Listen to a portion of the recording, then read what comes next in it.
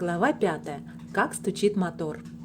Они уже далеко заехали в Данию, а Аврора все стояла на коленках в машине и рассматривала в окошко небольшие кирпичные домики, широкие гладкие поля и белые здания усадеб, крытые черепицей. «Здесь бы я хотела жить, и здесь», — говорила она Пуфику. Сократ все лежал и спал. Иногда он кашлял, а потом снова засыпал. У Авроры немного побаливала голова, и иногда ей тоже хотелось кашлять. Все, наверное, чувствуют себя так во время долгой дороги на автомобиле. «Можно я немного прилягу?»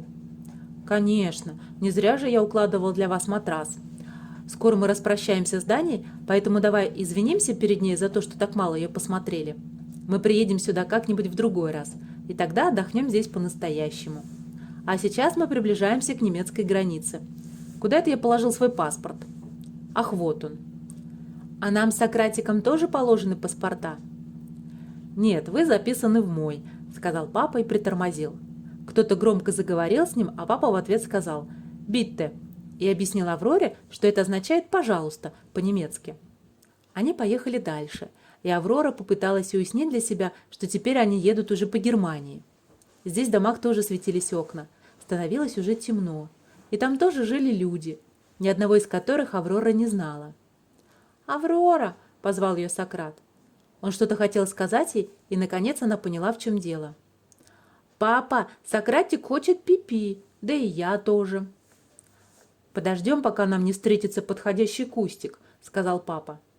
Но с кустиками в Германии оказалось плохо, и мимо них все время пролетали автомобили, зорко оглядывавшие округу своими большими фарами. «Подождем до ближайшего городка, там мы наверняка найдем подходящее место». «Потерпи еще немножечко, Сократик», — сказала Аврора. «Вокруг так много домов». «Думаю, мы остановимся здесь», — решил папа. «Хорошо выйти, немного размяться, подышать воздухом и стряхнуть с себя сон». «Ты не должен спать, когда сидишь за рулем», — напомнила Аврора. «Нет, не должен. Но сегодня вечером я хочу проехать как можно больше, чтобы на завтра осталось меньше, и встретиться с мамой засветло». Аврора немного покашляла, а за ней покашлял Сократ. Потом они скашляли, если так можно сказать, дуэтом. К счастью, папа этого не заметил. Он искал место, где бы припарковать машину. «Пить!» – попросил Сократ. «Ага», – сказал папа. «Снова. Что же нам делать? Зайдем вот в эту закусочную и найдем там все, что нам нужно». Пройтись снова по земле было непривычно, но приятно. Они зашли в дом. Внутри все было окрашено в коричневые цвета. Стены, потолок, мебель. «Вы хотите колбаски?» – спросил папа, когда они уселись за стол.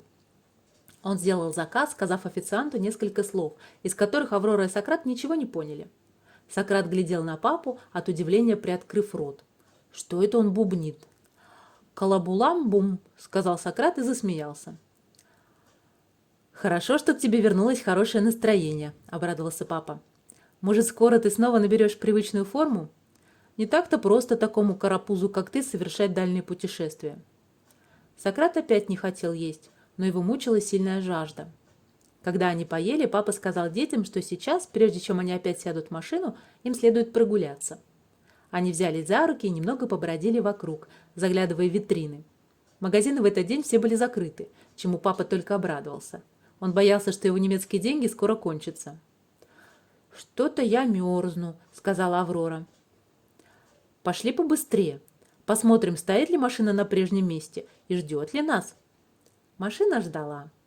«А сейчас приготовьте к тому, что я с вами разговаривать какое-то время не буду. Мы выезжаем на большую дорогу, которая в Германии называется автобаном. Здесь машины несутся так быстро, что я должен думать только о дороге. Здесь зевать не приходится». Они выехали из городка и встали на дорогу, которую папа называл автобаном. Она была очень широкая, и все машины проносились по ней ужасающе быстро. Они со свистом пролетали мимо туда и сюда, и папа старался держаться на дороге как можно правее и охотно давал себя обгонять. У Авроры, смотревшей на движение машин, от таких скоростей заболели глаза, и она прилегла, чтобы отдохнуть. «Ты спишь, Аврора?» – спросил ее папа чуть позже. «Нет, не сплю». Она снова встала на коленки и смотрела в окно. За ним уже стояла кромешная тьма. Но машины они не думали отдыхать. «Мне кажется, я слышу какой-то стук», — заметил папа. «Может, ты проткнул колесо?» «Нет, стук идет от мотора. Нужно поискать съезд с главной дороги и посмотреть, в чем там дело». Стук продолжался, а папа все не находил съезда. И тут машина вообще перестала слушаться. Папа постарался поставить ее как можно правее. Здесь машина окончательно остановилась, а большие и маленькие автомобили со свистом пролетали мимо нее. За несколько минут проехало не меньше 100 человек, а папа все не мог выйти навстречу хотя бы одному из них и сказать: «Знаете, у меня произошла неприятность с мотором. Не можете ли вы нам чем-нибудь помочь?» Они стояли еще некоторое время, но вскоре к ним подкатил и остановился полицейский патрульный автомобиль. Из него вышел человек в форме и спросил, что случилось. Потом он уехал, но вместо него появился другой автомобиль, который взял их на буксир. Наверное, его вызвал полицейский.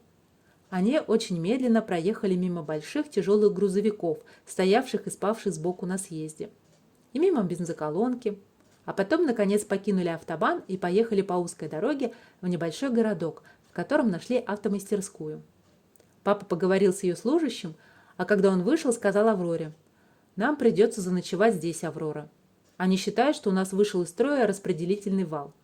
Я не знаю, что это такое, но чтобы ликвидировать поломку, потребуется некоторое время. К счастью, я заметил тут неподалеку гостиницу. В ней мы и переночуем». Он взял на руки Сократа с его одеялом, а Аврора несла Малрулю и Пуфика. «Мы идем в Вирцхаус, так называется по-немецки гостиница», — объяснил папа. Там им дали небольшую комнату, где стояли 2 кровати и даже диван. Папа устроил на кроватях Аврора и Сократа, а сам решил лечь на диван. «А ты на нем поместишься?» – спросила Аврора. «Более чем. Да и скатиться мне с него будет нелегко». Папа все шутил, и Аврора решила не отставать от него. «Хорошо, что у нас застучал мотор. Если бы он не застучал, мы бы сюда и не попали». «Пить!» – попросил Сократ.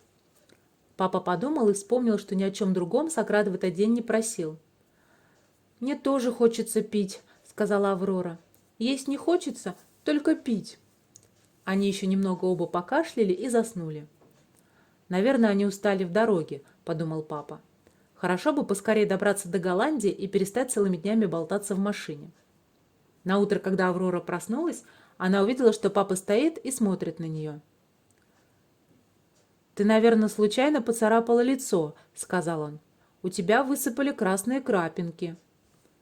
«И у Сократика тоже», — сказала Аврора. Она не видела своего лица, но взглянула на свои руки и грудь. Они тоже были в красных крапинках. «Это корь», — догадался папа. «Определенно корь. Я помню, мама Нюси говорила, что у нас в Тирелтопе многие дети болеют корью. Еще она сказала, что нам повезло, что мы уезжаем. Таким образом, мы от кори избавимся. Однако не получилось.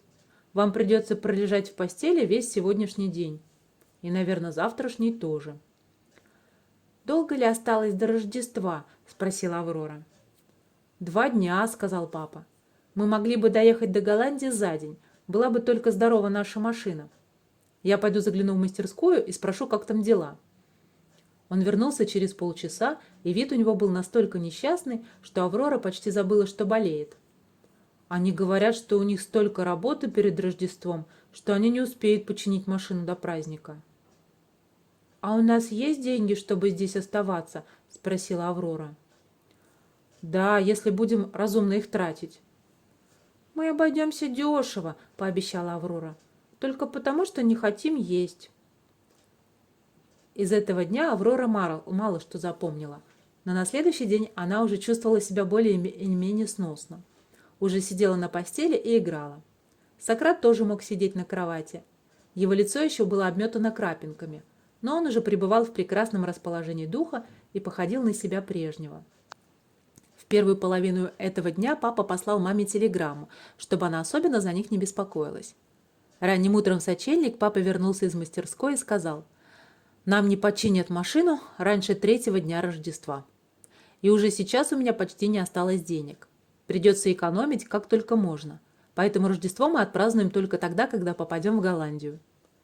«Не расстраивайся», — ободрила его Аврора. «Все в конце концов образуется». «Да», — сказал папа, — «наверное. И еще у нас остаются подарки от бабушки и остальных». Да, я схожу и куплю конфет, так что у нас этим вечером будут хотя бы леденцы. Он вышел. Все дома стояли принаряженные, а на окнах сверкали звездочки. На обратном пути в гостиницу он увидел перед ней микроавтобус и подумал: сейчас многие, как и мы, путешествуют, даже перед Рождеством. Он вошел и, подходя к номеру, услышал Сократа. «Мама, Сагат хочет к маме». «Понятно», — вздохнул папа. «Ничего странного, он тоскует. Я тоже соскучился». Папа вошел и увидел прямо на полу маму. Она обнимала Аврора и Сократа. «Ох, это ты!» «Да, это я. Как только я получила телеграмму, я тут же пошла и взяла на прокат машину. Ехала целый день и так проголодалась, что у меня урчит в животе. Я уже заказала отличный обед на кухне, и они поставят сюда еще одну кровать». «У меня нет больше денег», – испуганно сказал папа. «Зато у меня есть». «Ах, я так рада, что вас нашла.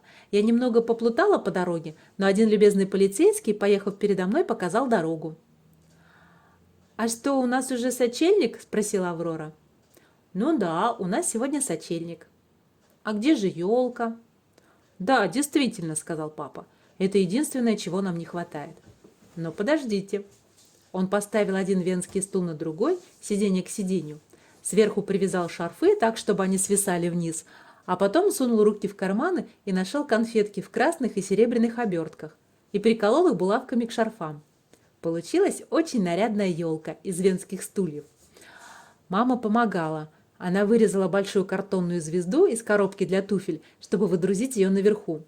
Аврора тоже прикрепляла на шарфиков разную мелочь, а Сократ хотел повесить на елку Малрулю, но его уговорили отказаться от этой затеи, ведь Малруля вместе с Пуфиком должна была участвовать в хороводе. Они спели множество рождественских песенок, включая самую знаменитую про маленькую елочку. Но тут к ним постучали, и в комнату вступил поднос с едой и напитками, такой широкий, что он вместе с женщиной, которая его несла, едва прошел в дверь. А когда эта женщина увидела папину елку, она чуть было от удивления не уронила поднос. «Das ist unser Weihnachtsbaum», — сказал папа по-немецки, что означает «это наша рождественская елка». После чего женщина пришла в такой восторг, что захлопала в ладоши. Хорошо, что к этому времени она уже поставила на место поднос. Они ели и разговаривали. Мама рассказывала, и Аврора тоже рассказывала. И папа тоже время от времени вставлял свое слово.